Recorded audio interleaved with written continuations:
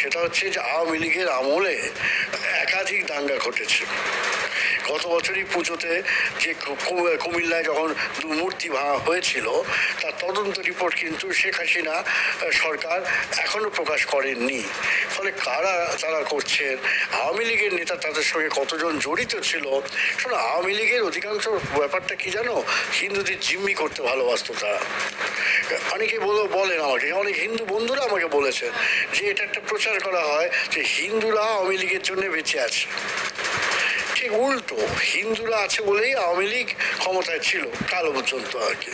ফলে তাদের ভূমিকাটা কি জানো, ওই হচ্ছে তোমার গৃহস্থকে বলো সজাগ থাকতে, আর ডাকাতকে বলো কি, চোরকে বলে তুমি চুরি করো।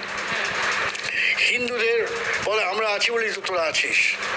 এই করে করে সাম্প্রদায়িকতা যদি বিষটা যদি তুমি দেখো, তাহলে সেটা যাদের আমরা তথাকথিত প্রগতিশীল বলে পশ্চিমবাংলার অনেকে দাবি করে, সেটা একদম মিথ্যে।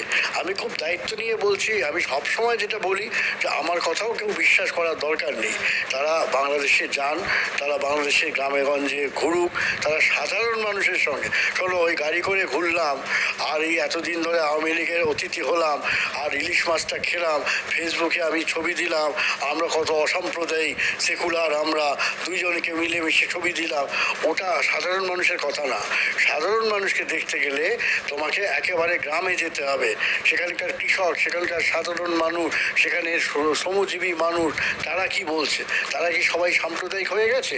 আমি বলতে পারি, আমি দায়িত্ব নিয়ে বলতে পারি, আমি জানি অজস্র গালাগালি এরপরে আমি খাবো পশ্চিমবাংলার তথাকথিত বুদ্ধিজীবী বা প্রগতিবাদীরা, তারা বলবেন। আমি বলবো পশ্চিমবাংলা সেক্ষেত্রে কিন্তু অনেক পিছিয়ে আছে। পশ্চিমবাংলা তাদের সংখ্যালঘুকে তারা কিভাবে দেখেন সেটা নিয়ে আমার প্রশ্ন আছে। ভারতীয় সংখ্যালঘুরা কতটা নিরাপদে থাকেন সেটা নিয়ে আমার প্রশ্ন আছে। বাংলাদেশে যে কেউ, আমি তো চ্যালেঞ্জ করছি, তোমরা কেউ ঘুরে এসো, ঘুরে এসে আবারও বলছি আছে, নেই আমি বলবো না, ইনসিকিউরিটি ভীষণভাবে আছে, সংখ্যায় কমে যাওয়া আছে, কিন্তু সংখ্যায় কমে নিয়ে যাওয়া যেমন বলা হচ্ছে, তারও একাধিক কারণ কিন্তু আছে। আচ্ছা, আমি সব মেনে নিলাম, কিন্তু